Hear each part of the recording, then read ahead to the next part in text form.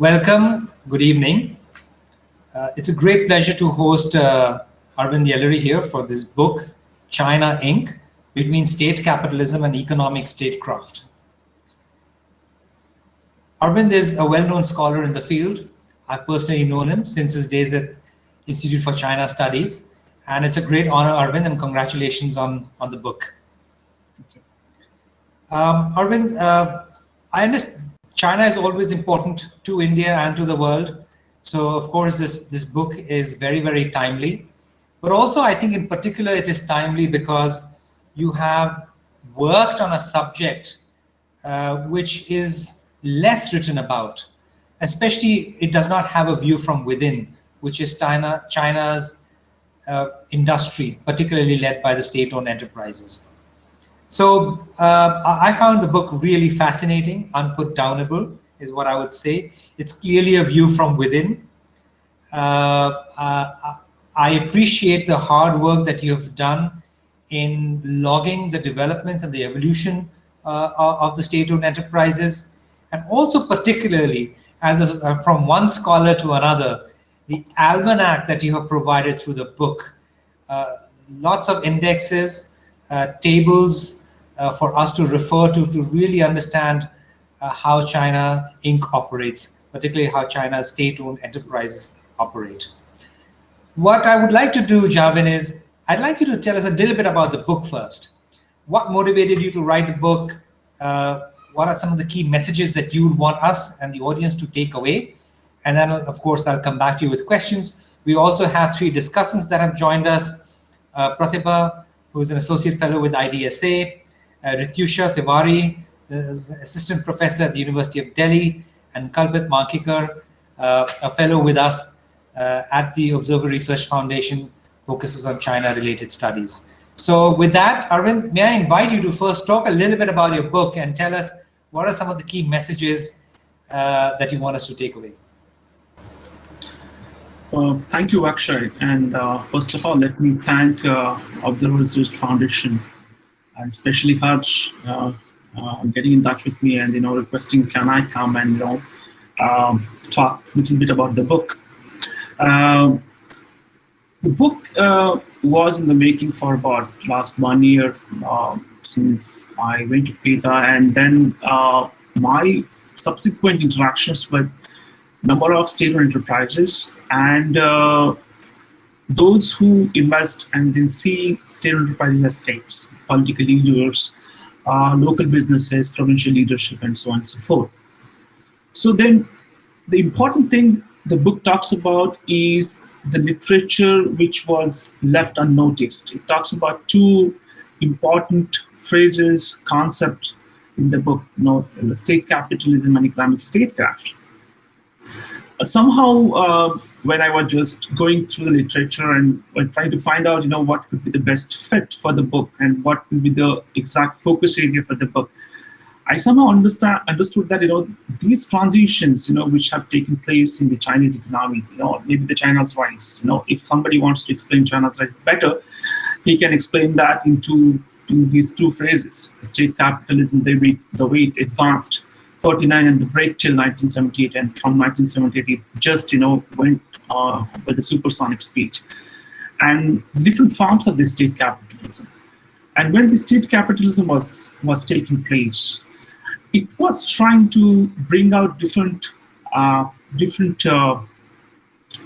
aspects. The way the state was interacting, the state was dealing with the problem of reforms domestically and the problem of reforms internationally. And then, so the catchphrase of state capitalism to economic statecraft. As you know, the statecraft and economic capitalism, as I have tried to deal with it, I've just understood it, from two aspects broadly. One is the transition, because the economic statecraft was not something which was on the top of their agenda, the Chinese agenda in 1978. It started slowly evolving, and after 1990s and close to 2000, China started looking itself as something which has emerged and it has to now establish. So then, so-called economic statecraft came into a full form to play its larger role. Then the important thing is both these interactions between state capitalism and economic statecraft have undergone the optimum tenacity in past 40 years.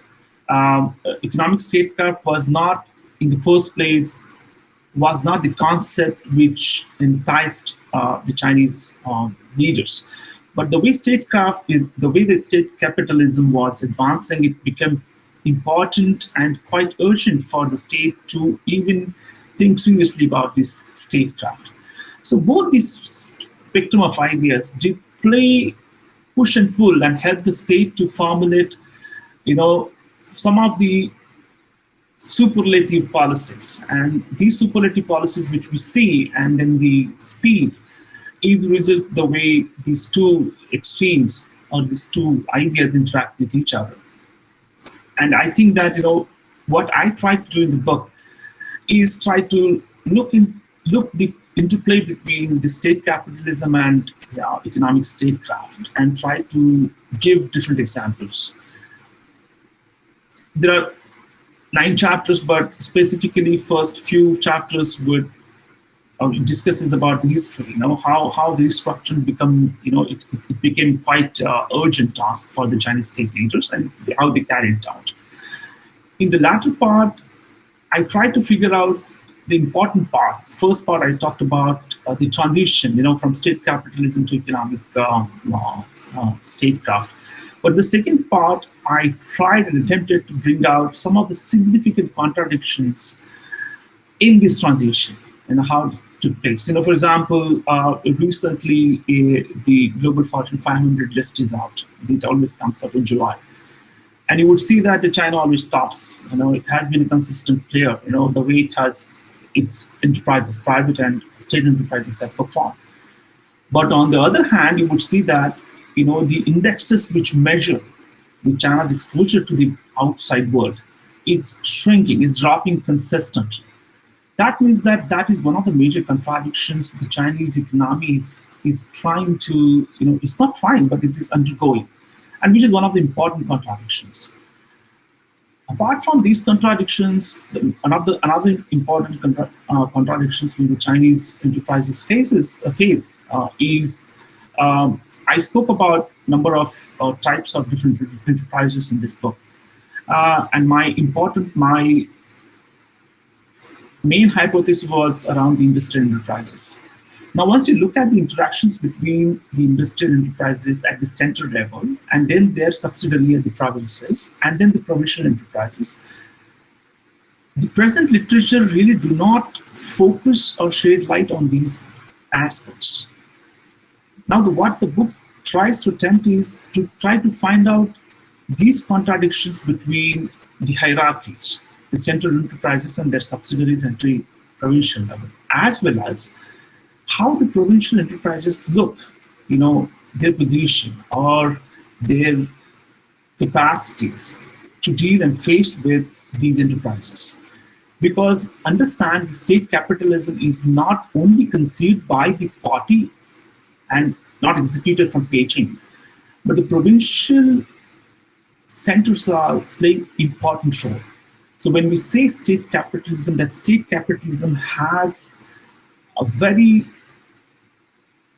subnational fabric, and that fabric works quite well to propose the state capitalism at the national level. So most of the literature which is available, I would not say market, available in academics or in general, really do not have enough wherewithal or capacity to really understand this mesh, subnational mesh, how they interact.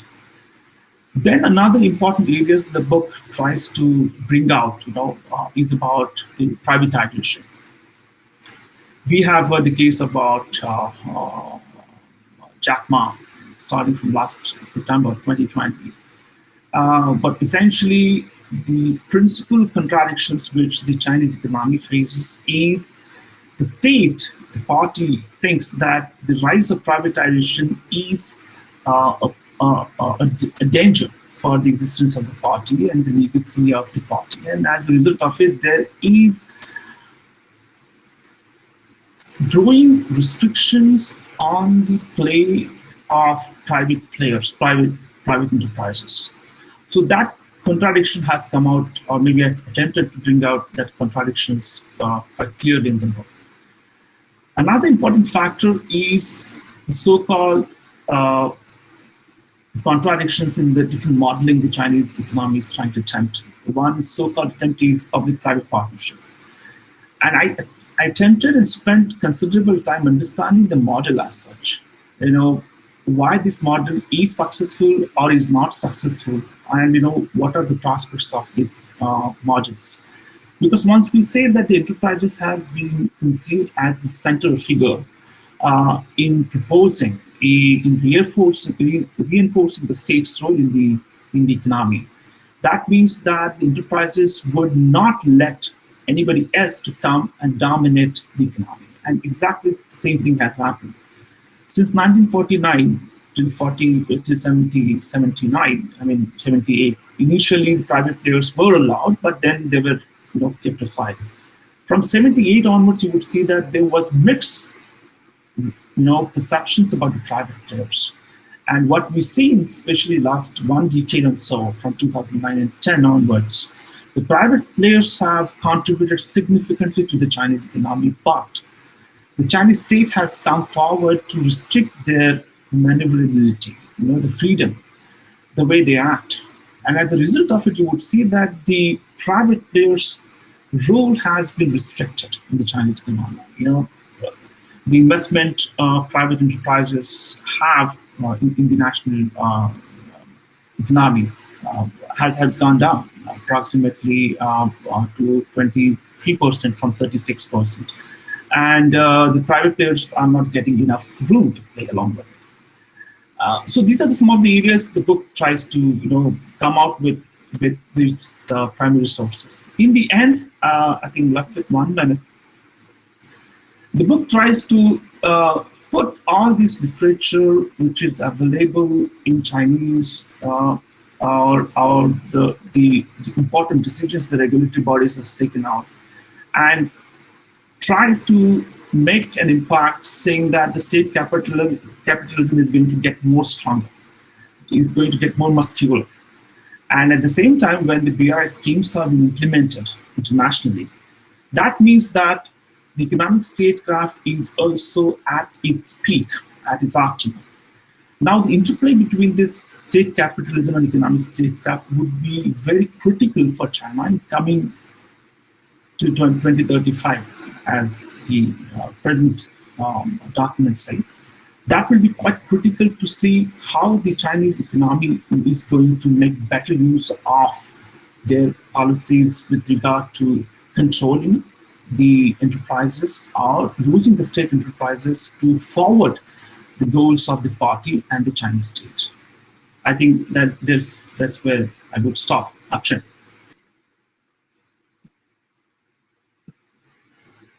What I loved about the book, Arvind, I think in particular, is that it is really a work of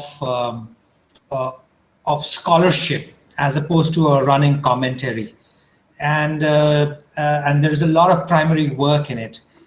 So I have a couple of questions on the research that you have done, and maybe you can hint. I don't want to give too much away. I want people to actually buy the book and read the details. But certainly, I think we would want people to know how you have mapped out the reform process of the state-owned enterprises and why you thought that was important, and how you've categorized them, and how state-owned enterprises have evolved in the last, I think, last 50 years, particularly. So actually, when we started, I first started wireframing the book, and it was really challenging to fix a starting point and where to stop it, and more challenging was to classify them. So what did we do? We just went by the traditional wireframing of state-owned enterprises by their categories, by the sectors. So we have the industrial enterprises, financial enterprises. We have enterprises which are independent. So importantly, we tried to create the analogy of the SOE reforms based on these categories to start with. Because you would see that the state-owned enterprises reforms, firstly, they started with the industries. Industries who were the state-owned enterprises were the first to take the burden of reforms. And when from 78 until 93, 94, when the earlier blueprint of reforms started coming out, it were the state enterprises in the industrial sectors were going to be looked into or judged or standardized. So the first phase was all about the industrial enterprises. Slowly, the financial enterprises, those who are into banking, those who are into capital management, those who are into, broadly speaking, about wealth management, started coming into place.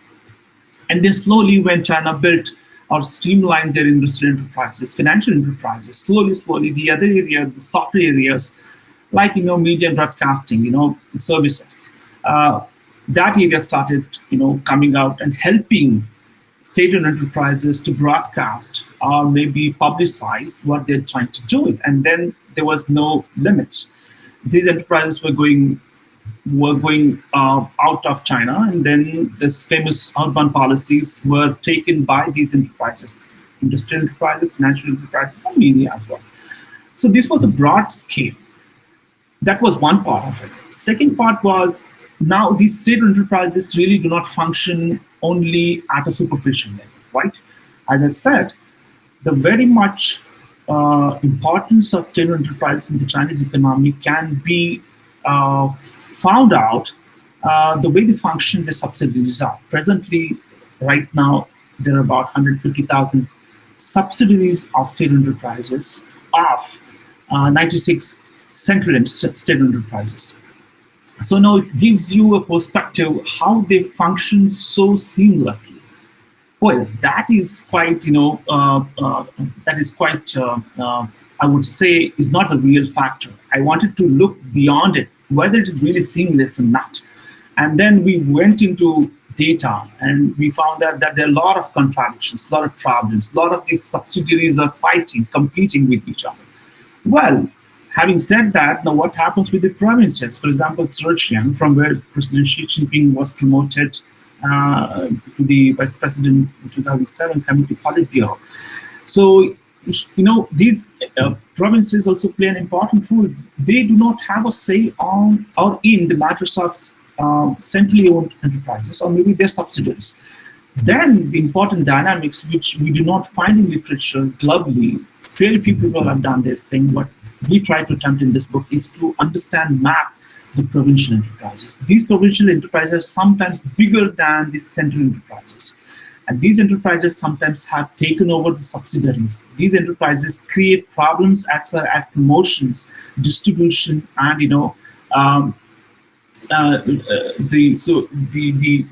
function of strengthening the local economy is concerned. And none other than Xi Jinping knows this thing. He served in Fujian, he served in Zhejiang. He knows better. And that's the reason, he been quite insistent and accommodative as far as some of the provinces whose provincial enterprises are stronger, are really, big to take up a challenge. And I can give many examples over here, maybe over the period of No, actually, I think you've given the example of Shandong province in your book. Yes. 274 small state-owned enterprises were there, out of which they were all reformed. 9 of them were converted into limited liability companies, 204 companies with share, 18 auctioned off, 13 leased out. I mean, you've given like these details on how comprehensive the attempt was, even if the reform itself had challenges. And also you've spoken about the reach. I like the way that I think that state-owned enterprises are always called the eldest son in China, on how they kept getting preference over the private enterprises. So that point is very well taken. Because I think in our common literature, in contemporary commentaries, we often see the rise of private enterprise like Ant and other enterprises which are becoming very, very strong. but I think you reinstate uh, uh, the fact that state-owned enterprises still remain a very important part of the Chinese system. So let me also ask you a second question, because you hinted about this on the role of central and enterprises and provincial enterprises and local enterprises. But I want to ask you, what is the role and influence of the party in the functioning of these enterprises? And what role have you seen? You've done some case studies on the State Grid Corporation. You took the Zhejiang. You just mentioned that, and there's some revenue sharing models that you've described in the book on how the center state shares revenue with with its provincial and local chapters.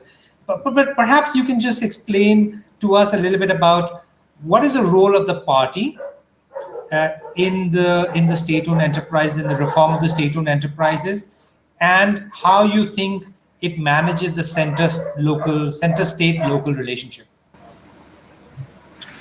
Well, I mean, we'll not go into the discussion of welfare state in the present context, but the formation of state-owned enterprises as such, starting from 1949. I will not speak a lot about 1949 to 78, but state-owned enterprises were importantly helped the party to establish its legacy firmly, politically and sociologically, as politically, economically, and socially.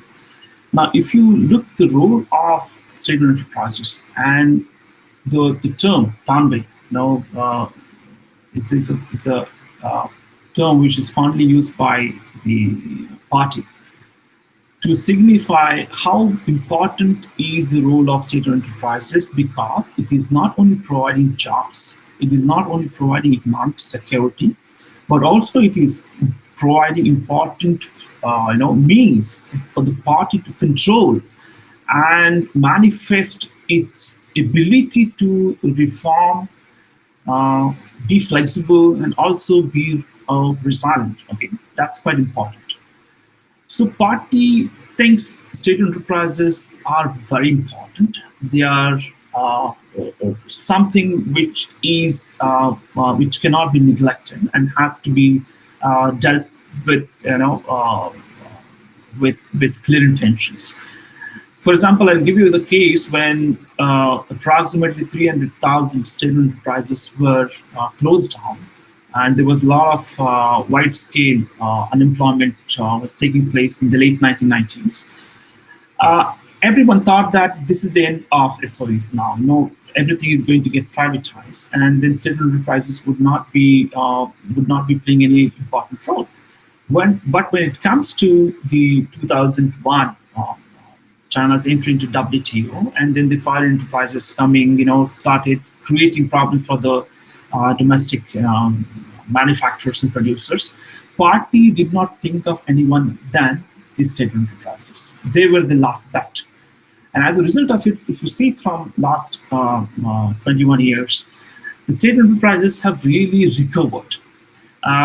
If you look at the rate, the non-performing assets, the proportion of that has gone down. The Chinese state invented new ways of establishing companies taking care of these NPAs, and then later on they become profitable.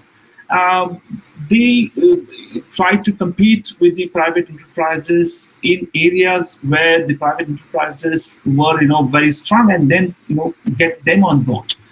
So as a result of its state, the party was using enterprises to exercise or expand its control on all these three aspects. Reinforcing the legacy of the party, and trying to make the economies, at provincial level and national level sink very well, and to make it quite, rebounding, so that it can take the pressure. And third thing is to emphasize how socially the state enterprises are, as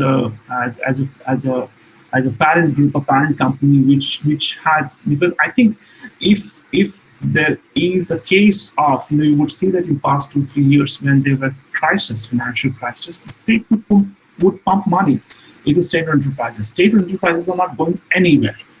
I know this complete mechanism, the way state enterprises function, for the party is different.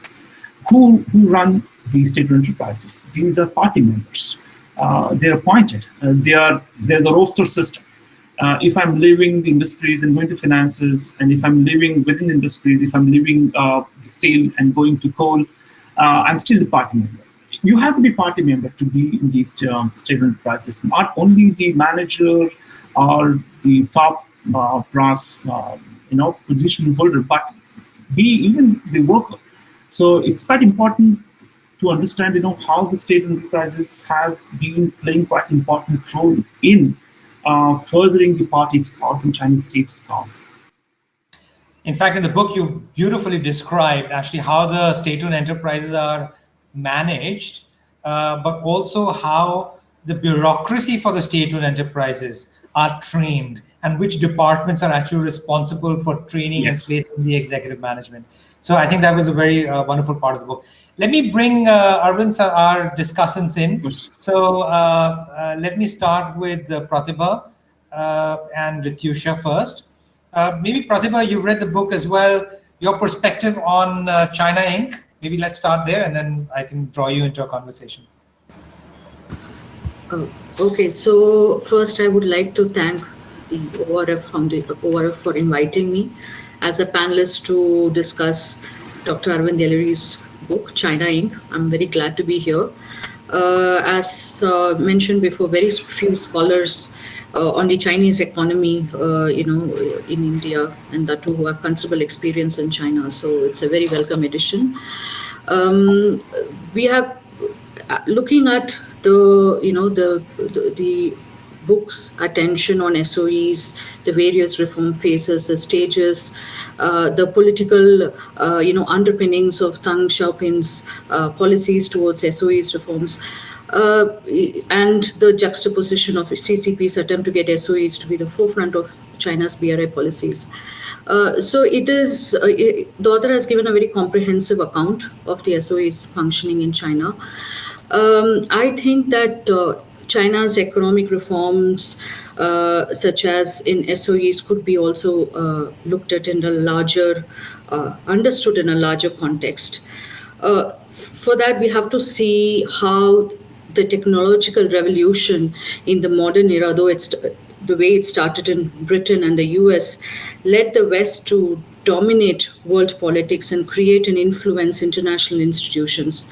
So whether it was the revolution in steam engine in Britain or atomic project in the US, its dominance in the world affairs was, guaranteed.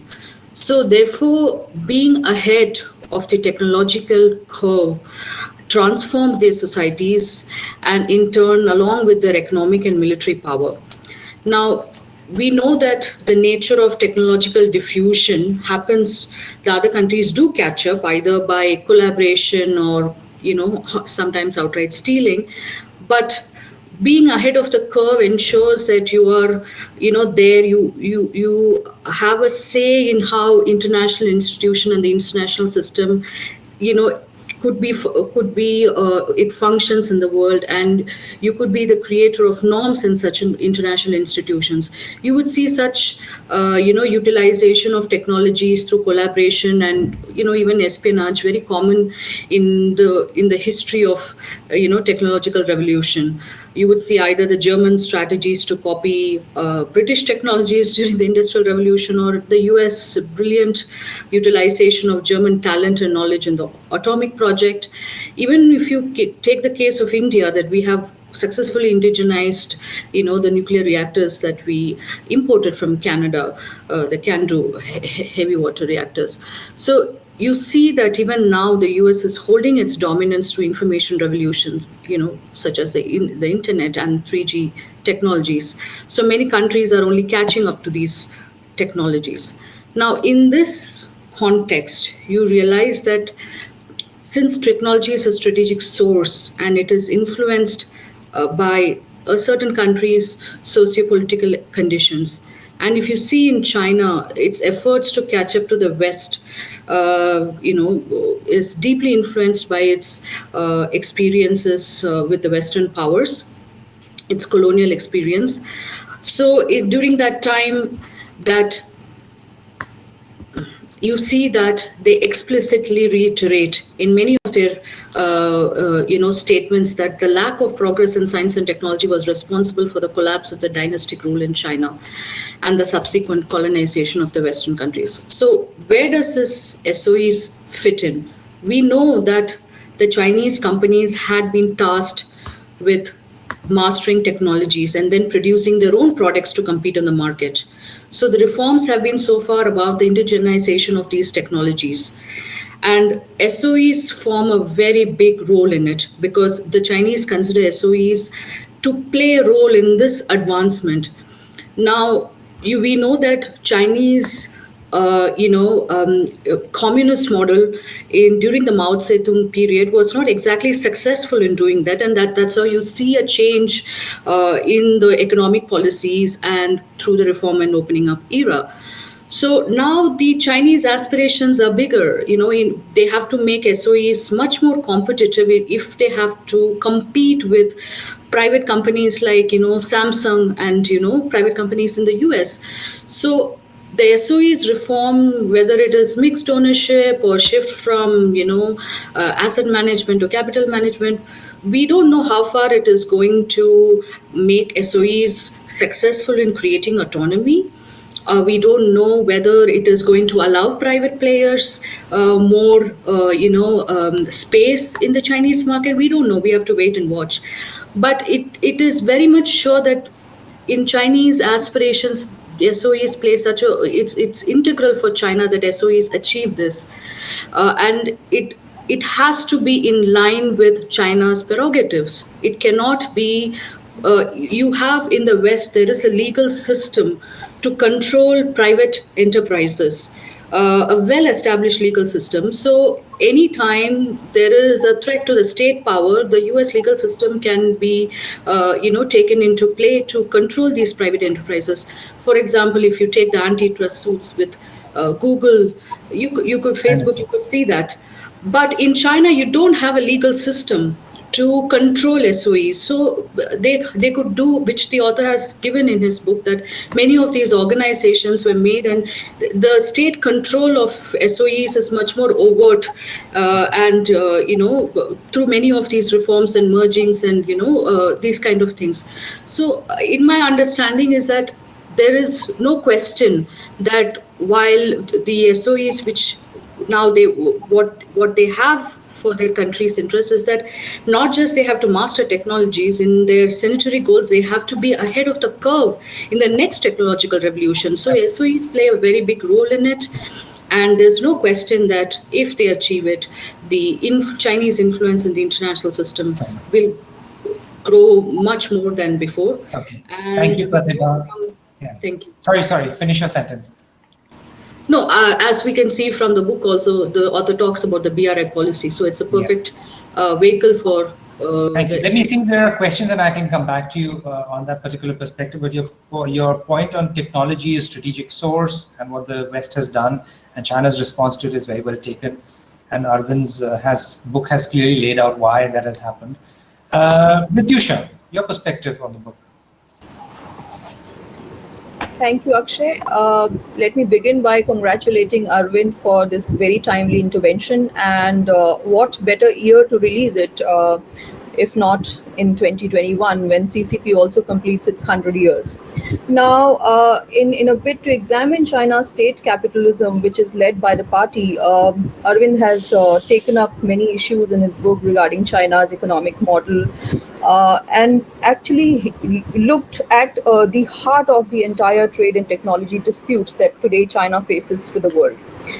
There's been a trend of growing pushback against Chinese investment from other trading partners. And if you also look at the domestic side of these issues, within China, there is a debate over the environment for domestic private firms, which continue to face systemic disadvantages, who have to compete against less efficient but perhaps politically more powerful state-owned enterprises. Now, in this regard, the academic treatment of the topic, which is an enormously complex topic, Arvind has successfully highlighted the key policy issues posed by China's unique model of state capitalism. And has also taken up these concerns head on in his analysis. There is also a space which has been opened up for more questions. For instance, what happens to the Chinese state in the face of slowing growth and the huge challenges of debt, deleveraging, and economic rebalancing? Arvind has outlined China's evolving model of state capitalism in the context of economic reforms and the changing nature of SOEs. The book also discusses the role of SOEs in terms of state capitalism in China's economic rebalancing and its effort to promote investment, innovation, growth. And Pratibha's point about technology, of course, is very, very pertinent here. Now, my initial impression of the book is, what do we exactly mean by state capitalism?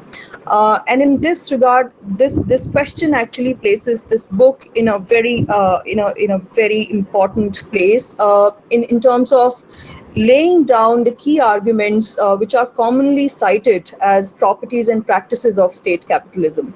And if you look at the entire body of literature regarding this particular topic, there is basically three part division of the literature in terms of strategic management, what state capitalism means for it, comparative capitalism, and then global economy perspective, global political economy perspective. And in these three major paradigms of state capitalism, this book offers mostly some part for all three of these, and that is perhaps the USP. My as a reader, as someone who read this book with a lot of interest, it was really interesting to come across a wide array of policy instruments, strategic objectives, institutional reforms, and networks that have been involving the Chinese state in terms of different degrees. And the proliferation of competing usage of all of these policy instruments, strategic objectives, etc., to be productive and not lead to some kind of analytical impasse was one of the major achievements of the book. I feel that the next stage, perhaps, for the author would be to work upon this heightened level of reflexive scrutiny of what state capitalism now means as the next set of priorities for CCP, as it capitalizes on its 100 years of success, as well as certain very well-learned lessons. And in that regard, an elaborate discussion on the role of not just the SOEs, but the evolving role of private enterprises is perhaps next in the line for the author to take up, along with perhaps insights on financial regulations. For instance, China's financial de-risking campaigns, which were launched in 2016, focusing on shutting down channels of shadow financing in China and so on and so forth. The wealth management products, how China and the Chinese state led by the party are looking at the unregulated or opaque investment vehicles sold by banks and other financial institutions, and many a times, facilitated in this along with SOEs. So another key emergent trend that perhaps need more discussion in the next set of academic venture by Arvind would be regarding Xi Jinping's emphasis on strengthening Communist Party's control over the corporate sector, China's state capitalism morphing further into a mode that can be termed as party capitalism. For instance, tighter party control over corporate sector, formalized role of party decision-making bodies rather than the government ministries, and the state councils, the cabinet, as the primary locus of economic policy making, etc.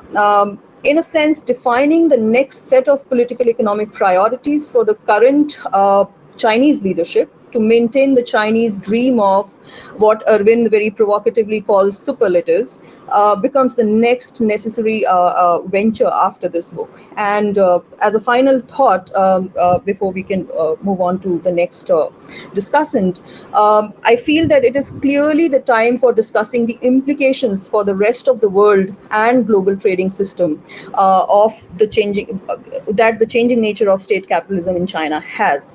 There's a growing trend in which private firms from China are increasingly viewed internationally as agents or potential agents of the Chinese state. This is one factor in the growing pushback against Chinese investment, particularly in the Western countries, but also in other parts of the world, including what we see in India today. Increasingly, the perception is that the distinction between private companies and SOEs is meaningless. Arvind dispels this kind of a very opaque understanding of SOEs and private enterprises in China. Perhaps what needs to be addressed further is that, is it going to lead the rest of the world towards some kind of ripple effect? The state-led capitalism in China, perhaps proliferating industrial policies all across the world, policies to decouple China in critical areas of technology, as previous discussant very suitably pointed out, almost by necessity ending up requiring greater amounts of state intervention than the United States and the rest of the Western powers are used to. So what does it mean for the rest of the world, the global trading system, for the globalization, for the very nature of globalization? I'll rest my thoughts here and would love to hear. Thank you very much, Dityusha. In fact, Arvind, she has given a lot of food for thought, including the name, the title for your next book, Party Capitalism. Yeah, I was just noting down. So let's move on to our third discussant here, Kalpit, our in-house expert on China. Kalpit, over to you. Hello. Yeah. So, firstly, hearty congratulations to Professor Yellery for bringing out this very, very topical book. In the recent years, we've seen several books on China, particularly focusing on you see the different aspects of power competition with the United States. But there have been very few books by Indian scholars on the theme of China's recent economic history, especially the role played by state-owned enterprises. This book is really for someone who is interested in the internal debates that are happening in the Chinese Communist Party in both the Mao, Deng, and the Xi Jinping eras, that has led to China really opening up to the world and how it has managed its public sector. Now, in that regard, China has really been an outlier in the communist world for many reasons, but more so for this, that there have been significant divergences in how other parts of Eastern Europe, the communist bloc, Russia, dealt with their public sector undertakings and in the approach that China adopted. And this is something he brings out in his book. This is really important because in India, we have seen a push towards privatization of government undertakings since the pandemic. In fact, just this month, the government decided to amend the general insurance law, allowing it to offload its stake in state-run corporations. I'm just recapping it for the audience. And this has been surprisingly run through Parliament without much of a discussion. And this is what makes Professor Yellery's book on China's state-owned enterprises extremely topical. Now, coming back to China, I think no political party really controls an economy that the Chinese Communist Party does. Just to recap, just to get an idea of it, it's the whole enterprise of the empire of state-owned enterprises is about 51,000 state-owned enterprises, and these have a total workforce of about 20 million, and they are collectively valued at about $30 trillion US dollars. Now, there is a very interesting trend that one sees today in Chinese media. In fact, during China's period of reform and opening up that began in the 1970s, we saw many people quit their government positions to become entrepreneurs and explore a sea of ideas, literally a sea of ideas of business opportunities. Now, this was popularized in the Mandarin expression Shanghai, which literally means going down into the sea. And today in the state media, we see another very popular term, a very popular Mandarin term, Shang'an, which literally means going onto the shore. In fact, in May 2020, there was a survey by one of the official state media, in which they said that 60% of the respondents during pandemic had said that they want a more stable form of a job. Now, to many, this really means finding an employer with links to the government. See, employment concerns have been really at the top of the Communist Party since the 1989 incident, and I think China's response to opening up, response to this was roping in state-owned corporations to tide over the crisis. We saw Sinopec, increasing its hiring of fresh graduates. Again, when the pandemic struck in the early 2020, we saw that it forced the Chinese economy into a severe lockdown. And it is at this point that the state-owned enterprises emerged as an economic engine of the last resort. In the mid-1990s and the mid-2000s, China engaged in a campaign to reform its state-owned enterprises. And this created hope that China would be, steering towards a path of less state-dominated, less state-centric economy. But the rise of Xi Jinping and his consolidation of power have coincided with a stronger thrust to really strengthen the role of state corporations. In fact, the Chinese government has also doubled down on using state-owned corporations as a tool of implementing its government policy. State-owned firms have been at the forefront of the Chinese government's drive to develop domestic sources of key technologies such as semiconductors, and in the BRI, which is Xi Jinping's pet project. This is something that the book brings out.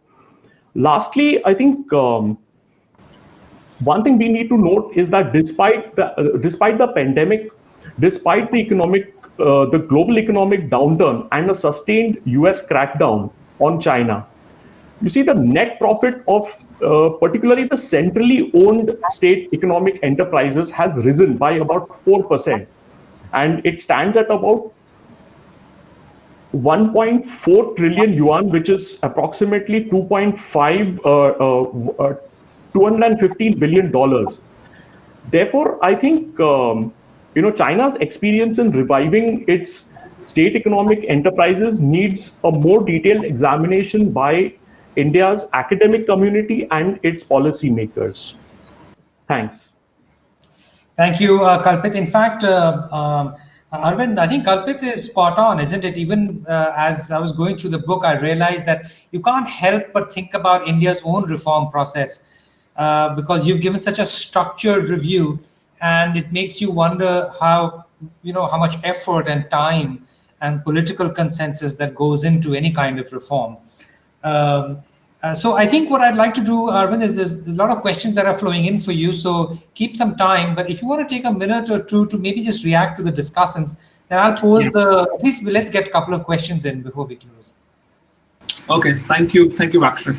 So thank you, Pratibha, Ritisha, and Kalpit. I mean, I really appreciate for one is just commenting and also taking your time to read the book. Well, I mean, there are a lot of areas which the book attempted to expand its footprint. But with the paucity of the data, especially Pratibha's point on technologies, it's very well taken, because the struggle the SOEs are facing in the present point of time is the technology, not the industries, not the production basis, not the supplies. Problem is about the technology. When China talks about making a headway into the value chain, climb vertically, the problem for the SOEs is how to deal with that, because they were not prepared for it. From 78 onwards, the SOEs were never told to improve the technology. They were told to be efficient and try to be to be at party disposal to perform. But technology was never on their top priority. So suddenly, from 2008 onwards, the technology started emerging as the new tool and the new center of gravity for China's state-owned enterprises to think about seriously. There are areas where the Chinese state-owned enterprises try to do this thing by funding heavily to these universities or the research labs and research centers. But I don't think what has happened, in past 15 years, it's a too short time to analyze, how that really has paid back. And in my personal conversation and studies, I understood that these research centers and labs haven't given back enough to the state-owned enterprises investments, or maybe state councils investment, to be very frank, or maybe the state-owned assets supervision administrative commission, SASAC. So it is in a formative stage where they are not sure what is the direction of the technology going to be there in the next 15 to 20 years, and then where to target. That has been a major problem for the state-owned enterprises, and they're trying to fix that up. Again, the way the SOEs, some of the state firms, function next door in Taiwan is completely different than in China. And China is trying to learn, how these state enterprises sometimes, big, and then trying to tap technology and resources so efficiently, without losing time and without losing, bandwidth. So that is certainly one point is very well taken. Thank you for pointing it out, and I think that will be something I will try to focus maybe in my future studies. Going to Ritisha. I mean, Ritisha just gave me fantastic ideas. I mean, I'm surprised. I mean, the ideas, whether really to think about what is next state capitalism, because I might have discussed the state capitalism in the present context, how that has evolved, and how there are different manifestations of state capitalism. But the idea very much, which entices everyone about China in the present context is what state capitalism would be 10 years down the line, or maybe 20 years down the line, until 2049. Because that is the most important thing. You cannot be simply, be analytical, archival, analytical, but you need to be prescriptive also. You need to be a little bit, critical in terms of, to jot down what will be the future directions. And at one point of time, if Ritisha thinks superlative is a little courageous word, I overstate rather. I think I use the word saying that state asset supervision and administrative commission, SASAC, is a open ring of wolves. That means that SASAC is not caring what you do. SASAC is not interested what the subsidiaries companies are doing. They want the results. They want the performances. And if you not perform, that means that you're sacked. That means that the subsidiary will be closed down. That means there will be, layout. So that means that the approach of state capitalism is no more benign. It is very, very hard-headed. And that needs to come out, I think in some of the researchers, not only me, but I think anyone who is going to do this thing, but state capitalism has been revisited lately. I'm not saying because of this book, but yes, because of number of discussions and debate, state capitalism needs to be revisited. Also, important issues, Ritisha has pointed out, various issues, how the wealth is managed, how these products are managed, how the services are managed, what are the interactions between the private and public, how Chinese are going to work around this. It's something very important. And I think Chinese would be even equally interested. Let me tell you one point over here. When I was trying to plan this book, I found out that, and this is not, I'm not trying to say loud about the book, but the Chinese themselves are very poor as far as the classification and progress of SOEs are concerned. Because nobody had enough time to look at the provincial enterprises, why they function or why not. The very idea that the Shanghai municipality said no to Jack Ma. He went to Zhejiang, interestingly, and he went to Zhejiang when Xi Jinping was all about around. So he knows actually how it prospered, and then it was told to shut down the credit businesses. So everything is so interesting. This cannot be wrapped in one chapter or maybe in a book also. So I think, thank you, Ritisha. So you have left out a lot of leads for me. And as Akshay said, maybe title of the books, but there were so many titles of the books, basically. So thank you so much. Thank you for being so nice. Kalpit, yes, I agree about the Xiahe and Shanghai. How the whole scheme of, putting state-owned enterprises ahead in the state economy, and actually how that has gain mileage over the period of time is something, a topic and a research area which has not been done or not has been given justice.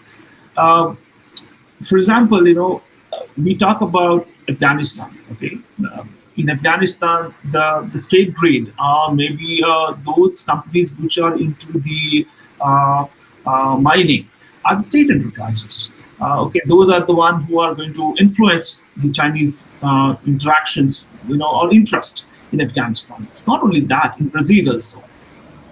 So state-owned enterprises have been quite important and indispensable part of the whole discussion how China needs to consult its economic interest and how state-owned enterprises need to be in the first place to to address those important Arvind, keep a few minutes. Sorry, Arvind, to interrupt. Keep a few minutes for a question. I think Akshay, I'm mostly done. So I think I would like to take up the questions now, if there are any. There are many questions, but I don't think we can get to all of them. We're running out of time. But let me ask you a few.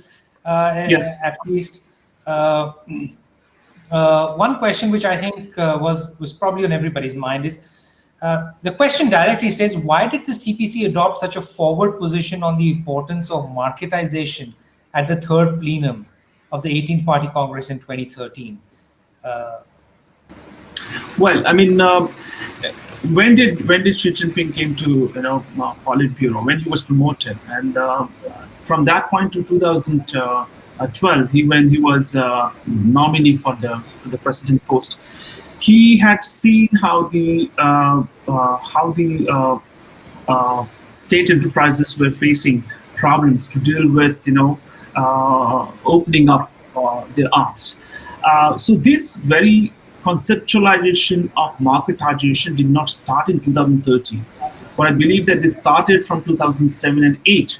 2007 was the year when China hit double-digit growth, 14.3%, and from there it started slowing down. So until 2013, the whole leadership were thinking, what are the best areas whether to help the economy sustain. So from 2008 to 2013, the general perception of the Chinese economy was to respond or to maybe to fix it. From 2013, it was preemptive. It went into, they started looking forward. Why not we have, this Belt and Road, or maybe aggressive outbound policies, aggressive acquisition of global production lines, dominating supplies. So this was the reason. 2013 was not the starting point. The starting point was a bit earlier, about 5 to 6 years earlier than that.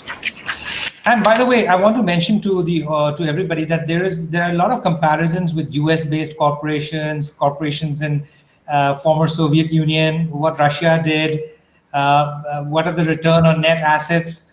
There's a lot of interesting comparisons that you made to show whether state-owned enterprises are really efficient and are really global players. So I'd encourage people to read that portion of the book. Somebody here has said on page 274, you made it clear that China is becoming a closed Atmanirbhar economy and doesn't want global players to squeeze local companies. What is the role of SOEs here? I don't know what's on page 274. Maybe you do, but you can. No, I think that was a report. How China is trying to close down. If there are about 10 economies or G8 economies or other economies on an average, these economies are trying to open up. Trying to become more liberal as far as letting foreign investments come or collaborations happen. What has happened over the period of time in past 10 years that China is trying to close some of the areas, some of the sectors, and trying to allow only the domestic players to play or to be in the existence. Now why the SOEs? What is the relation between that with the SOEs is simple. So far, the SOEs were trying to go outward, or maybe trying to diversify, or trying to acquire production lines so that it can dominate. Now, since those areas, those sectors which have been closed down by the Chinese for the outsider, that means that there is no competition for SOEs domestically. That means that the SOEs have now the larger play. Now, there's a bigger playground for SOEs to play with. That also means that the SOEs will not be having any competition. So, this whole concept of, how Chinese are trying to imbibe on these the minds of state enterprise and their bosses that you need to focus on the domestic economy more than the international economy. Because again, I think I have mentioned somewhere about the minimum efficiency scale. Somewhere the Chinese enterprises, the so-called economic nationalism played so much to influence the mindset.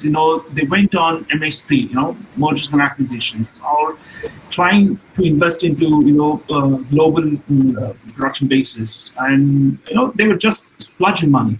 And the state had to tell them very clearly that it's not M&A, because I think actually better how minimum efficiency scale works. In the initial phases, yes, these outward investments and mergers and acquisitions would help, but in the long run, if you break even, it is not going to help. And I think that sense of economics and that sense of critical understanding, in breaking even, cost benefit analysis, the SOEs were not doing it. So whole debate, focusing and telling me in the book that this whole internationalization in certain extent is not going to help. Now, the only one internationalization window open for the Chinese state enterprises is BRI. That's it. Apart from that, there is not going to be any direct benefit or long-term benefit for the state enterprises. So you're left with domestic market. Domestic market, which has now seen the test or tested the global products, now are looking for that kind of quality, that kind of value. And state enterprises has to take care of that. I think I have answered that partly. Yes. No, I think, and we're out of time, but I think that's just as well.